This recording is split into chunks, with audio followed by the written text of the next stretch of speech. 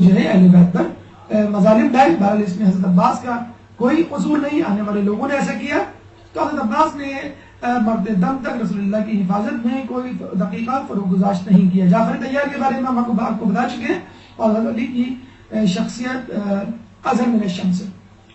حضرت عبد المطلب کی شہادت کے بعد حضرت ابو طالب نے واقعی میں رسول اللہ کی پرورش کا حق ادا کیا. علم یجد کا یتیمن فآوا، باقی اللہ کے لیے بھی واجب ہو گیا تھا کہ اس آیت کے ذریعے ابو طالب کے فعل کو اپنا فعل قرار دیں. حضرت ابو طالب جہاں جاتے اپنے ساتھ لے کے جاتے، جہاں سوتے اپنے ساتھ سلاتے، اپنے بستر پہ اپنے بیٹوں کو نہیں سلاتے، رسول اللہ کو سلاتے، بلکہ رسول اللہ کے بستر کو تبدیل کر دیا کرتے تھے ہر رات، بلکہ بعض اوقات رات میں کئی بار، تاکہ دشمن رسول اللہ کو قتل کرنے کی غرض سے آئے تو نہ قتل کر پائے. اور یہ سلسلہ رسول اللہ کی عمر مبارک 50 سال جب ہوئی اس وقت تک جاری رہا. 40 سال کی عمر میں انہوں نے اعلان رسالت کیا، اور اس کے بعد 10 سال مکے میں. تو اس سے پہلے بھی اور اس کے بعد بھی، اعلان رسالت سے پہلے، اعلان رسالت کے بعد، آپ ہمیشہ رسول اللہ کو اپنے ساتھ رکھتے تھے، اور ان کو اندازہ تھا کہ کس طرح رسول اللہ کی جان جو ہے وہ خطرے میں ہے. چنانچہ اپنے ساتھ جہاں جاتے وہاں لے جاتے.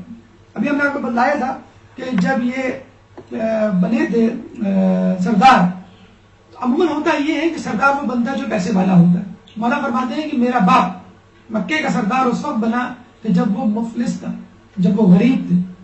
ہمارے MLA MPA کون بنتا ہے؟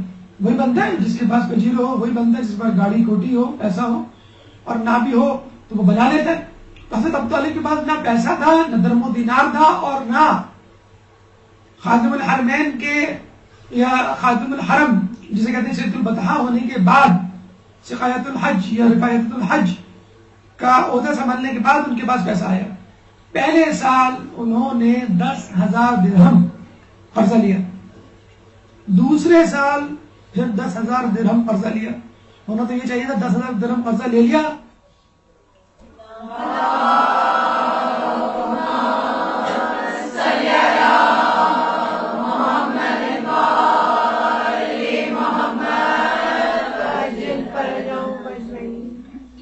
ہونا تو یہ چاہیے تھا کہ 10,000 قرضہ لیا تو اگلے سال 20,000 بنا لیتے، پھر 30، پھر 40. نہیں، دوسرے سال بھی 10,000 قرضہ لینا پڑا. اس کا مطلب کیا ہوا کہ وہ بزنس کے لیے حاجیوں کی خدمت نہیں کرتے تھے، پروفٹ نہیں لیا کرتے تھے، اس کا کوئی عوض نہیں لیا کرتے تھے. تیسرے سال پھر 10,000 درہم قرضہ لیا، چوتھے سال مزید 6,000، 16,000 تیسرے سال لیا، تو 36,000 درہم کا قرضہ ہو گیا. اس زمانے میں بہت بڑی رقم تھی. چنانچہ شام کا سفر کرنے کا ارادہ کیا، رسول اللہ کو ساتھ لیا، اور رستے میں ایک عیسائی پادری بحیرہ سے ملاقات ہوئی کہ جو کبھی اپنی خانقاہ سے نہیں نکلتا. اس زمانے میں رسول اللہ کا جب قافلہ وہاں آیا تو وہ فوراً باہر نکلا اور یہ کہا کہ جو بھی قافلہ آیا اس کو بلاؤ، میں اس کی دعوت کرنا چاہتا ہوں. لوگ بڑے حیران ہوئے کہ آپ تو کبھی اپنے حجرے سے، اپنی خانقاہ سے باہر نہیں نکلتے، کون اتنے اہم لوگ ہیں؟ کیونکہ بحیرہ اس زمانے میں ایسے ہی تھا، نعوذ باللہ، جو سمجھیے جیسے رسول اس زمانے میں ان کا نبی. تو بحیرہ نے کہا کہ نہیں، میں بڑی اہم شخصیت کو اس قافلے میں دیکھ رہا ہوں. میں نے دیکھا کہ جہاں جہاں یہ قافلہ جاتا وہاں وہاں بادل سایہ کرتا ہوا جاتا.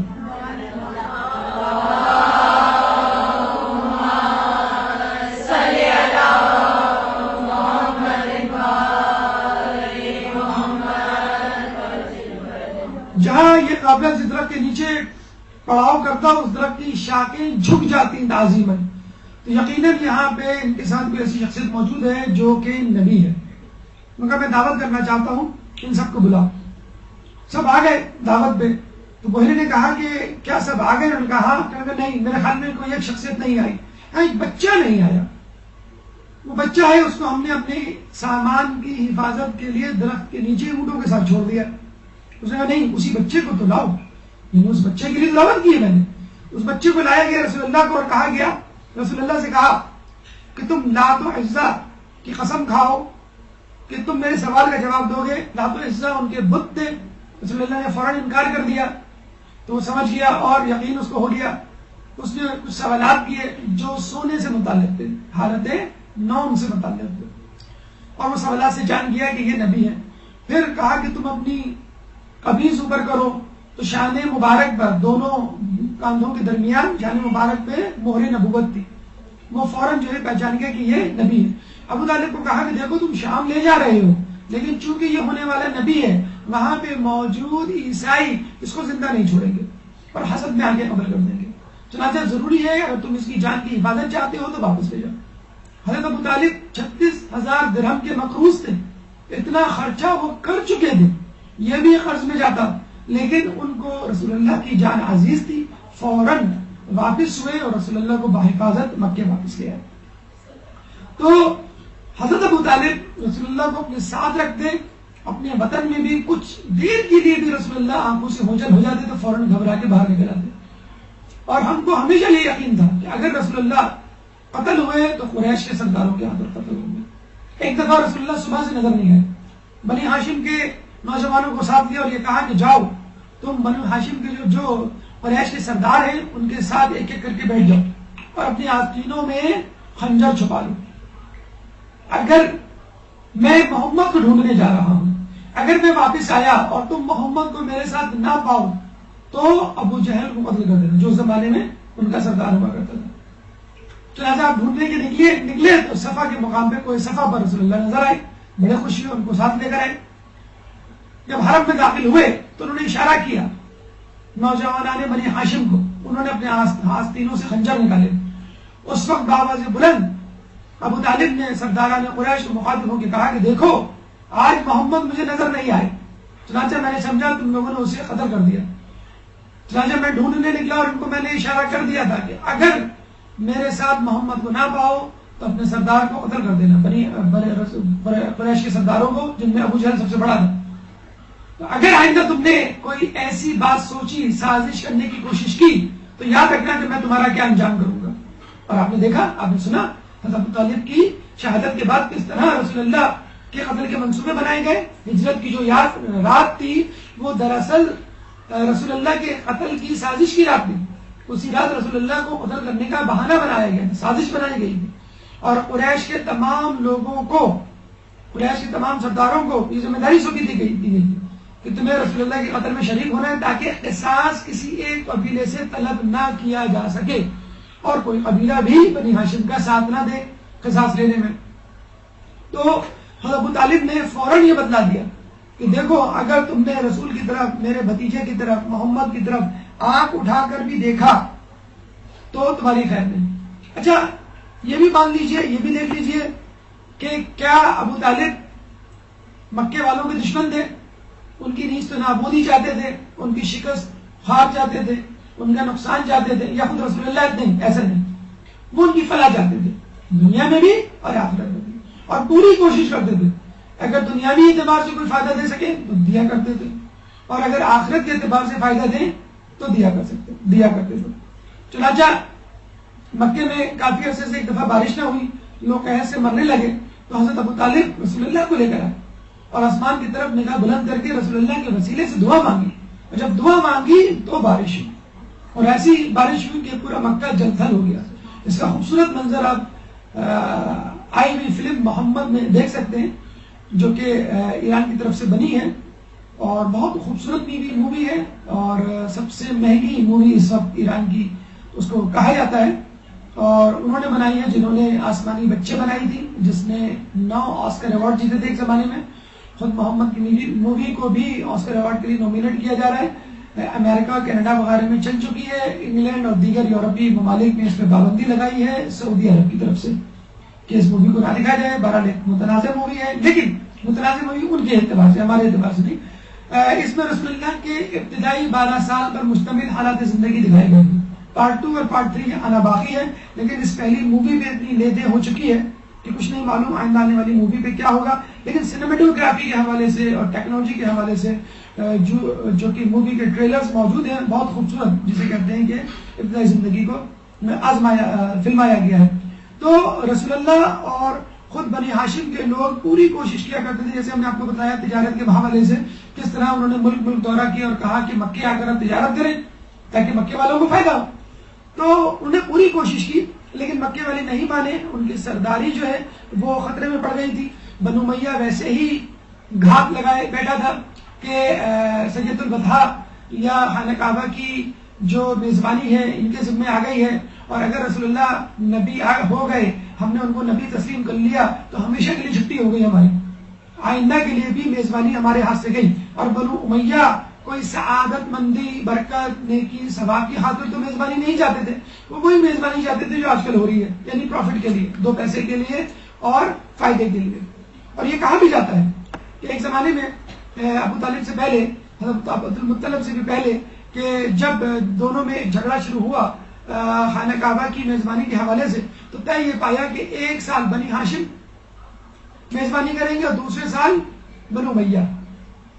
اور اتفاق کی بات یہ ہے کہ جب بنی ہاشم کی باری آتی تو خوب میزبانی ہوتی، خوب اچھی طرح انتظام کیا جاتا، خوب کھلایا پلایا جاتا، لوگوں کو کوئی شکایت نہیں. لیکن جب بنو امیہ کا سال آتا ہے، میزبانی کی باری آتی، تو اس سال کھانا کم پڑ جاتا ہے. بڑی بدشگونی سمجھی جاتی ہے ہمارے یہاں دعوت میں، اگر کھانا کم پڑ جائے، نیاز کم پڑ جائے. خیر اچھا بھی سمجھا جاتا ہے کہ ماشاءاللہ لوگ ہی اتنے آئے کہ یہ نیاز کم پڑ گئی.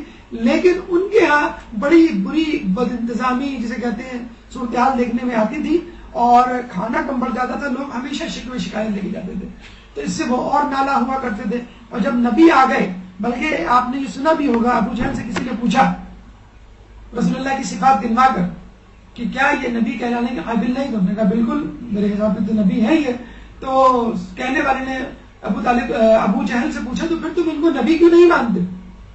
تو ابو جہل نے کہا کہ بنی ہاشم اور ہمارا قبیلہ تمام اعتبار سے، تمام جہتوں سے ایک جیسا ہے، تو پھر نبی بنی ہاشم سے کیوں آیا؟ بس یہ ان کو زعم تھا، یہ ان کو قلق تھا کہ نبی بنی ہاشم سے کیوں آیا، ہمارے حوالے سے کیوں نہیں آیا. تو رسول اللہ کے وسیلے سے بارش پہلے بھی ہوئی، پھر اس کے بعد ابن عباس کے حوالے سے واقعہ ملتا ہے کہ خلیفہ دویم نے ابن عباس کو لا کر ان کے وسیلے سے رسول اللہ کی بارگاہ میں دعا کی تھی کہ پہلے ان کے چچا کے حوالے سے ہم دعا کیا کرتے تھے، اب ان کے بیٹے ابن عباس کے وسیلے سے دعا کر رہے ہیں اور بارش ہو جایا کرتی تھی. وصیت ابو طالب، جب حضرت ابو طالب کا آخری وقت آیا تو پہلے وہ روایت سن لیجیے جو ہمارے یہاں ہے.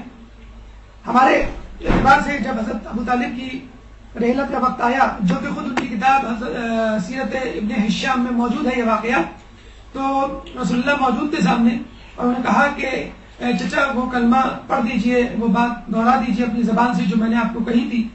تو حضرت ابو طالب نے کلمہ شہادت پڑھ دیا، اللہ کی وحدانیت اور رسول اللہ کی رسالت کا.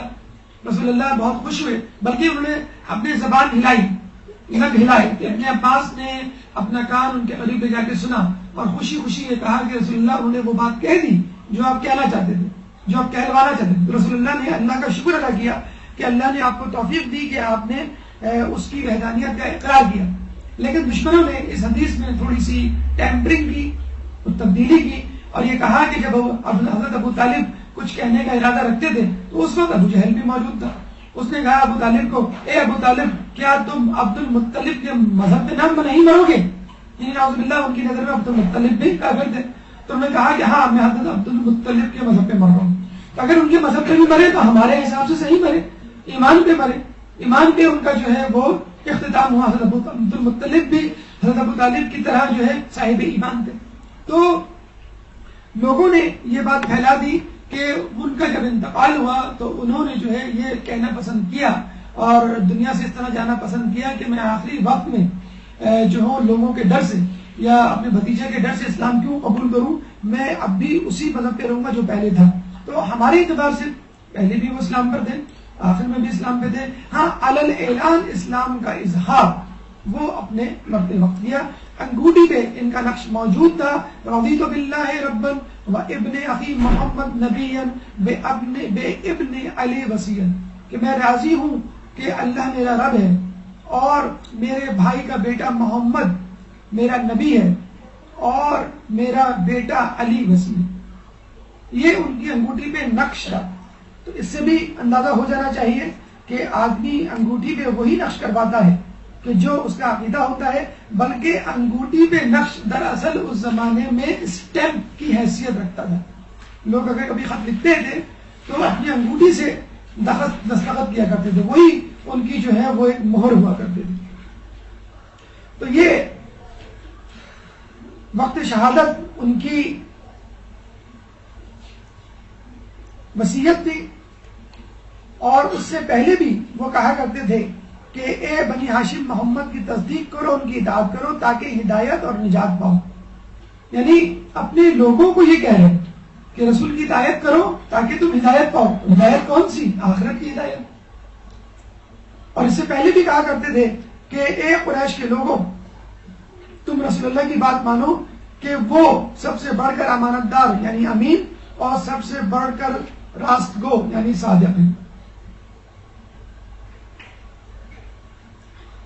یہ ان کا آخری وقت، انگوٹھی کا نقش اور وقت شہادت، ان کی گواہی اللہ کی وحدانیت کے حوالے سے، رسول کی رسالت کے حوالے سے، اور اس کے بعد معصومین کی گواہی خود حضرت ابو طالب کے بارے میں. لیکن ایک 5 منٹ کے وقفے کے بعد ایک درود پڑھ دیں محمد علیہ محمد.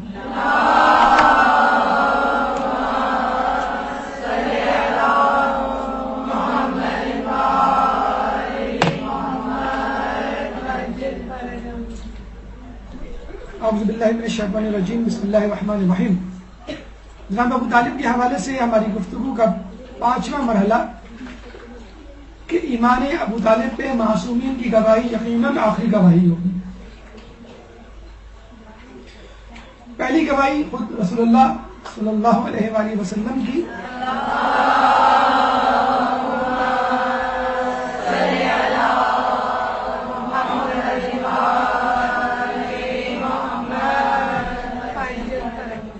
رسول نے فرمایا کہ 4 لوگوں کی خصوصی شفاعت کی اجازت میں نے اپنے رب سے لی ہے، اور وہ ہیں میری ماں، میرا باپ، میرے چچا اور رضاعی بھائی. تو ایمان ابو طالب تو ایک طرف، 4 لوگوں کی خصوصی طور پہ شفاعت رسول اللہ کو ملی ہے، ماں، باپ، چچا اور رضاعی بھائی. مولا علی اپنے والد محترم کے بارے میں کیا فرماتے ہیں؟ اچھا، یہ ان کا تبصرہ یا روایت ذاتی نہیں ہے، بحیثیت امام ہے. آپ فرماتے ہیں کہ قیامت کے دن ابو طالب کا نور اپنی چمک سے دوسرے نوروں کو مات کر دے گا سوائے 5 اشخاص کے: محمد، علی، فاطمہ، حسن، حسین.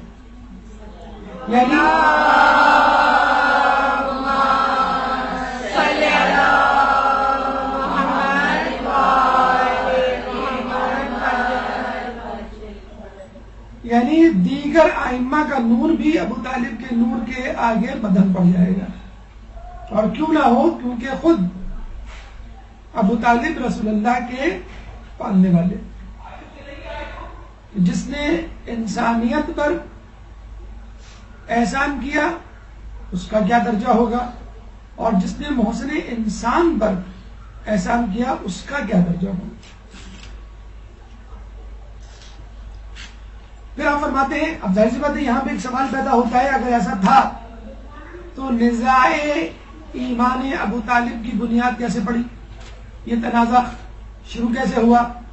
تو مولا فرماتے ہیں کہ خدا کی قسم ابو طالب مسلم اور مومن تھے، وہ بنی ہاشم کے ساتھ قریش کی دشمنی کے پیش نظر اپنے ایمان کو پوشیدہ رکھتے تھے. اور بہت سیدھی سی وجہ ہے، اگر وہ اپنے ایمان کو ظاہر کر دیتے تو جو پہلا نقصان ان کو اٹھانا پڑتا وہ سید البطحہ یا سرداری سے ہاتھ دھونا. اور جب وہ سرداری سے ہاتھ دھو بیٹھتے تو پھر وہ طاقتور شخصیت نہ رہتے اور وہ رسول اللہ کی مدد نہ کر سکتے. چنانچہ ظاہری طور پہ اپنے آپ کو کافر ثابت کیا، ظاہر کیا، لیکن اندرونی طور پہ وہ مومن. جس کا تذکرہ بھی آگے آئے گا کہ اگر وہ کافر ہوتے تو پھر حضرت علی کو خصوصی طور پہ کیوں کہتے اور دیگر افراد کو کیوں کہتے کہ تم رسول اللہ کے ساتھ نماز پڑھو، رسول اللہ کی مدد کرو. خود رسول اللہ کو کبھی انہوں نے منع نہیں کیا، خود حضرت علی کو کبھی منع نہیں کیا. جب کفار آئے تھے ابو طالب کے پاس یہ کہنے کہ تم اپنے بھتیجے کو سمجھاؤ، تو جب حضرت ابو طالب نے رسول اللہ سے بات کی تو انہوں نے کہا کہ اگر میرے سیدھے ہاتھ پہ سورج اور دوسرے ہاتھ پہ چاند رکھ دیا جائے تو بھی میں اس کام سے باز نہیں آؤں گا، چاہے اس راہ میں میری جان چلی جائے یا اللہ مجھے کامیابی سے امکنار کرے۔ تو ابو طالب نے یہ نہیں کہا کہ اب میری ذمہ داری تم پر سے اٹھ گئی، بلکہ یہ کہا کہ تم اپنے کام کو جاری رکھو، میں قریش کے لوگوں سے خود نمٹ لوں گا۔ تو اس موقع پر بھی انہوں نے جو ہے اگر رسول اللہ سے بات کی تو حکمت عملی کے حوالے سے بات کی ہوگی، یہ نہیں کہا کہ قتل اس کو چھوڑ دو یا میں تمہارا ساتھ نہیں دوں گا۔ یہ بہترین وقت تھا کہ جب وہ یہ کہتے تھے، اور انہوں نے یہ کہا کہ قریش والوں نے کہا ہے کہ تم ان کے دین کے بارے میں یہ باتیں کرتے ہو، ان کے دین کے بارے میں، یہ نہیں کہا کہ تم ہمارے دین کے بارے میں ایسی باتیں کرتے ہو۔ تو قریش کی شکایت کے باوجود اچھا انہوں نے یہ بھی کہا تھا کہ یا تو تم محمد کو ہمارے حوالے کر دو یا تم خود بات کر لو، تو نہ انہوں نے بات کی، یعنی اصرار کیا اس کام کو چھوڑنے پہ، اور نہ رسول اللہ کو قریش کے حوالے کیا۔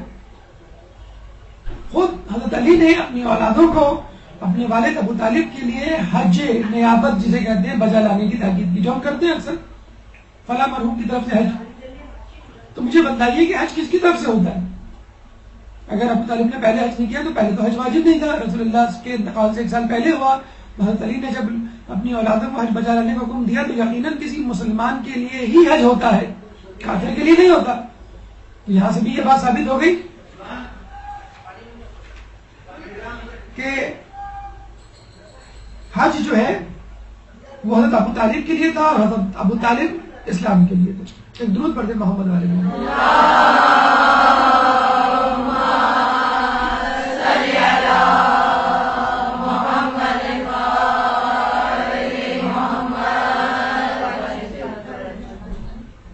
ہمارے چوتھے امام امام سجاد علیہ السلام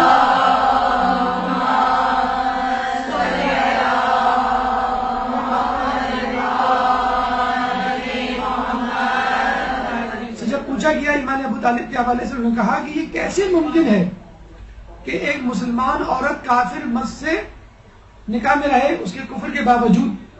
اگر ابو طالب کافر تھے تو یقیناً اغیار کی نظر میں فاطمہ بنت اسد تو مسلمان تھی، اگر وہ مسلمان تھی تو کس طرح ابو طالب کے نکاح میں تھی؟ اس کا مطلب ہے دونوں مسلمان تھے، اور اگر وہ کافر ہو گئے تو ان کا نکاح ٹوٹ جانا چاہیے۔ جس طرح رسول اللہ کی زوجہ جناب میمونہ کے شوہر ہجرت حبشہ کے دوران حبشہ والوں سے متاثر ہو کے عیسائی ہو گئے تھے، تو نکاح فسخ ہو گیا، ان کا ٹوٹ گیا۔ اگر وہ واپس آتی تو اپنے قبیلے میں واپس نہ جا سکتی تھی، چنانچہ پھر رسول اللہ نے ان سے نکاح کیا، اور خود نکاح تو بہت دور کی بات ہے، حضرت ابو طالب اور فاطمہ بنت اسد کے نکاح کی بہت دور کی بات ہے، انہوں نے تو خود رسول اللہ اور جناب خدیجہ کا نکاح پڑھایا، اور یہ بھی کوئی بڑی بات نہیں۔ بڑی بات یہ ہے کہ نکاح کی ابتدا اس خطبے سے ہوئی جس میں اللہ کا نام لیا گیا، اللہ کی حمد بیان کی گئی۔ خود رسول اللہ کے بارے میں کہا جاتا ہے کہ رسول اللہ نے کبھی بھی کسی کافر کے ساتھ بیٹھ کے کھانا نہیں کھایا، کافر و مشرک کے ساتھ بیٹھ کے کھانا نہیں کھایا سوائے ابو طالب کے۔ تو اس کا مطلب کیا ہوا کہ حضرت ابو طالب کافر نہیں تھے، مشرک نہیں تھے، مومن تھے، جبھی رسول اللہ نے ان کے ساتھ کھانا گوارا کیا۔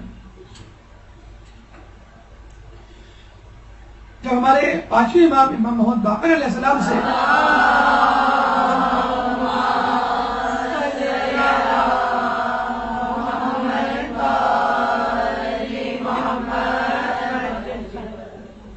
اب جناب ابو طالب کے حوالے سے پوچھا گیا تو آپ نے کہا کہ ابو طالب کا ایمان اور آج کے لوگوں کا ایمان دوسرے پلڑے میں، ابو طالب کا ایمان ایک پلڑے میں اور آج کے لوگوں کا ایمان دوسرے پلڑے میں رکھا جائے تو ابو طالب کا ایمان بھاری ہوگا۔ اب اندازہ لگا لیجئے امام باقر کے علیہ السلام کے زمانے میں کتنے بڑے بڑے پکے راسخ العقیدہ شیعہ اور مومنین ہوا کرتے تھے، لیکن ان کا ایمان تمام لوگوں کا ایک طرف اور جناب ابو طالب کا ایمان ایک طرف۔ جناب ابو طالب کا ایمان تمام لوگوں پر بھرا ہوا۔ چھٹے امام امام جعفر صادق علیہ السلام فرماتے ہیں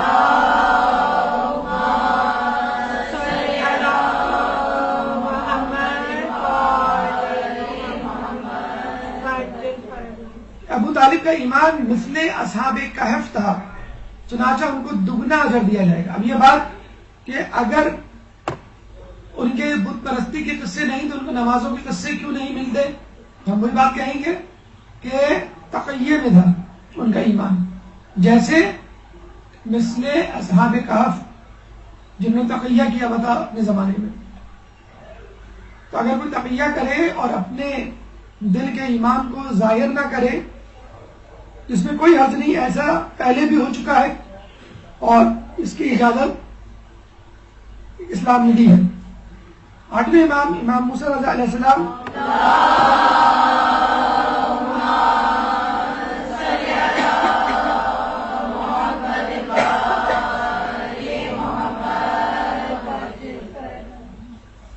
کہا کرتے تھے جب ان سے ایمان ابو طالب کے بارے میں پوچھا گیا تو انہوں نے کہا کہ ایمان ابو طالب میں شک کرنے والے کا ٹھکانہ جہنم ہے۔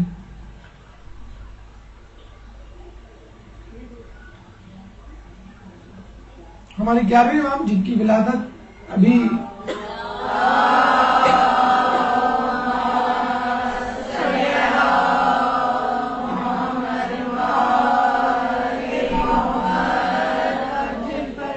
ربیع الثانی کو آنے والی ہے، جمعرات کے دن، وہ فرماتے ہیں کہ ابو طالب کا ایمان مومن آل فرعون کی طرح تھا۔ فرعون کے دربار میں جو مومن ان کے وزیر ایک تھا کہ جس کے بارے میں کہا جاتا ہے کہ اس نے اپنے ایمان کو چھپایا ہوا تھا، تقیہ میں تھا، اور کسی طرح اس کی زبان سے کبھی خدا کا کلمہ یا نام نکل گیا تو پھر بادشاہ کو شک ہوا اور اس نے ان کو شہید کروا دیا۔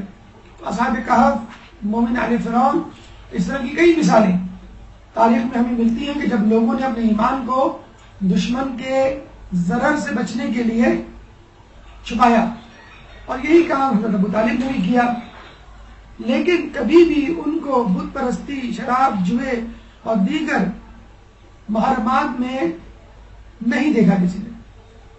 اب آئیے ہماری گفتگو کا چھٹا مرحلہ، علماء اہل سنت ابو طالب کے بارے میں کیا کہتے ہیں۔ درود پڑھ دیں محمد علیہ وسلم۔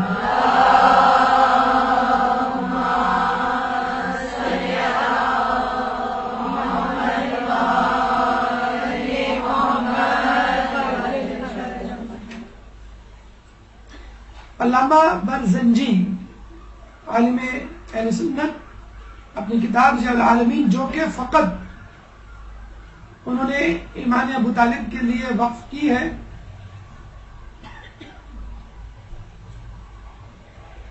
جس میں پورا چیپٹر ایمان ابو طالب کے حوالے سے ہے، دلائل پیش کیے ہیں انہوں نے ایمان ابو طالب کے۔ اس کے بعد امام احمد فرماتے ہیں کہ ابو طالب سے کینہ کفر کے ارتکاب کے برابر ہے، یعنی کینہ بھی رکھنا، ان کے بارے میں کوئی دشمنی والی بات دل میں رکھنا۔ علامہ طلبسانی فرماتے ہیں ابو طالب کو برائی سے یاد کرنا رسول اللہ کو دکھ دینا ہے، اور ایسا شخص قتل کے قابل ہے۔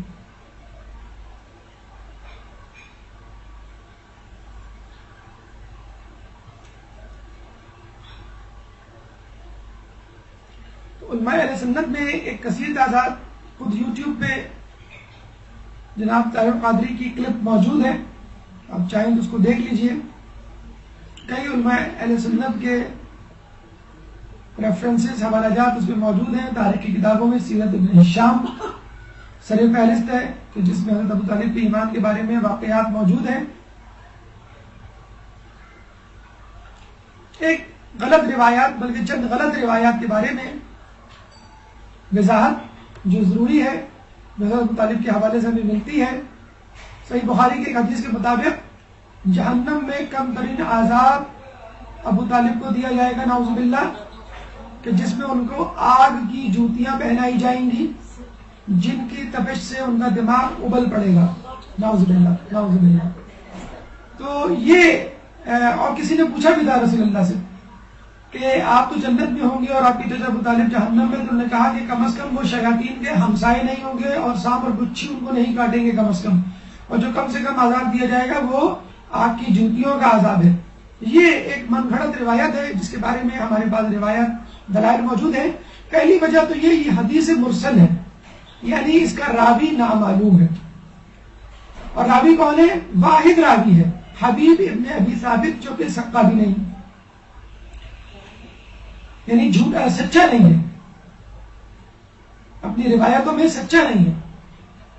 نمبر 3، ابن عباس سے جو روایت کی ہے حبیب ابن ابی ثابت نے، ابن عباس کی بہت ساری روایات ہیں خود حضرت ابو طالب کے ایمان پر دلالت کرتے ہوئے، تو وہ اتنی ساری روایات فقط ایک راوی کی روایت سے کیسے غلط ثابت ہو جائیں گی؟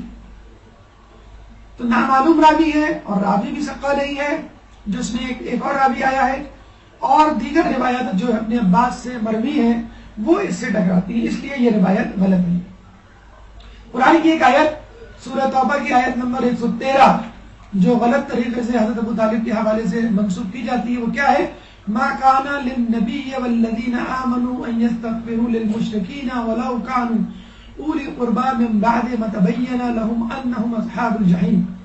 نبی اور صاحبان ایمان کی شان یہ نہیں ہے کہ وہ مشرکین کے حق میں استغفار کریں، چاہے وہ ان کے قرابتدار ہی کیوں نہ ہو، جبکہ یہ واضح ہو چکا ہے کہ یہ اصحاب جہنم ہے۔ اس روایت کا پس منظر جو اہل سنت بیان کرتے ہیں وہ یہ کہ جب رسول اللہ نے دیکھا کہ ابو طالب کا انتقال ہو گیا ہے اور وہ کلمہ حق پڑھ کر نہیں گئے اس دنیا سے، تو انہوں نے کہا کہ خدا کی قسم میں تو اپنے چچا کے لیے استغفار کرتا رہوں گا جب تک کہ وہی نازل نہ ہو جائے، اور کچھ عرصے وہ مغفرت طلب کرتے رہے اللہ سے ابو طالب کے حوالے سے۔ لیکن جب یہ آیت نازل ہوئی سورہ توبہ کی آیت نمبر 113 تو رسول اللہ نے ان کے لیے مغفرت طلب کرنا بند کر دیا۔ سادہ سا آسان سا جواب رد دلیل کے طور پہ یہ ہے، سورہ توبہ مدنی سورہ ہے، جبکہ حضرت ابو طالب کا انتقال مکے میں ہو چکا تھا۔ 3 سال پہلے ہجرت سے حضرت ابو طالب کا انتقال ہو چکا تھا، اور مدینے میں یہ سورہ نازل ہوئی۔ چنانچہ یہ سورہ، یہ آیت 113 مدینے کے مشرکین اور منافقین اور کفار کے لیے تھی۔ حضرت ابو طالب کے لیے ہوتی تو یہ آیت مکے میں نازل ہوتی۔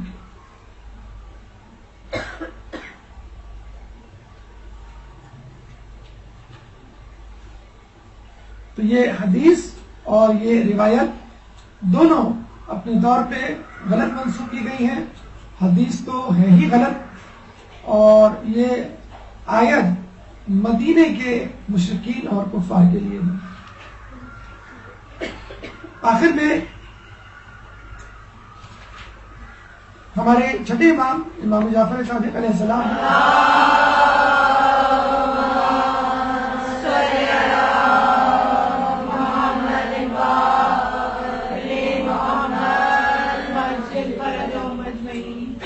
چھٹے امام کے پاس ایک شخص آیا اور کہنے لگا فلاں شخص نے مجھ سے قرض لیا ہوا ہے اور وہ قرض واپس نہیں کر رہا، میں نا امید ہو چکا ہوں، میں کیا کروں؟ امام نے کہا کہ تم 5 شخصیتوں کی نیابت میں طواف کرو، یعنی 5 شخصیتوں کے لیے طواف الگ الگ، اور پھر ہر طواف کے بعد 2 رکعت پڑھو، اور پھر اللہ تعالیٰ سے ان شخصیت کے وسیلے سے دعا مانگو، تو انشاءاللہ وہ شخص تمہارا قرض واپس کر دے گا۔ اچھا، وہ شخص بھی موجود تھا اس وقت حج کے موقع پہ وہاں پر۔ چنانچہ اس شخص نے طواف کیا، اور ہر طواف کے بعد 2 رکعت نماز پڑھی، اور جو 5 شخصیات امام نے بتائی تھی ان سے ان کو منسوب کیا، یعنی حضرت عبد المطلب، ابو طالب، عبداللہ، فاطمہ بنت اسد، آمنہ بنت وہب، یعنی رسول اللہ کے دادا، رسول اللہ کے چچا، رسول اللہ کے والد،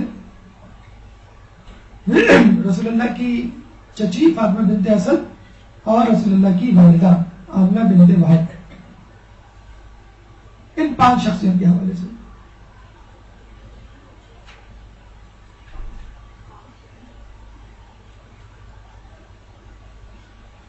کہتے ہیں کہ اس شخص نے جب یہ وظیفہ مکمل کیا، یعنی 5 شخصیات کے حوالے سے طواف کیا اور پھر نماز پڑھی، اور اس کے بعد جیسے ہی وہ حرم سے نکلا تو سامنے حرم کے باہر وہ شخص کھڑا ہوا تھا جس نے قرض لیا تھا، اور وہ اس کے پیسے واپس کرنے آیا تھا۔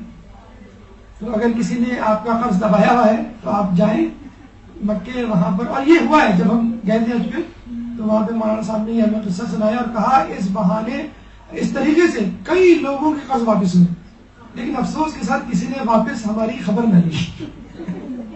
یعنی جنہوں نے طریقہ بتایا تھا کراچی میں آپ کسی سے فلیٹ خالی کروائیں تو لاکھ 2 لاکھ تو لے گا، یا قرض واپس کروائیں تو کچھ تو وہ پرسنٹیج لے گا. بہرحال تو یہ ایک طریقہ ہے. اور آخر میں طولانی گفتگو سے بچنے کے لیے آخری جملہ کہ ابو طالب کے فضائل کے لیے کافی ہے کہ وہ علی کے بھی باپ تھے. وآخر دعوانا الحمدللہ رب العالمین.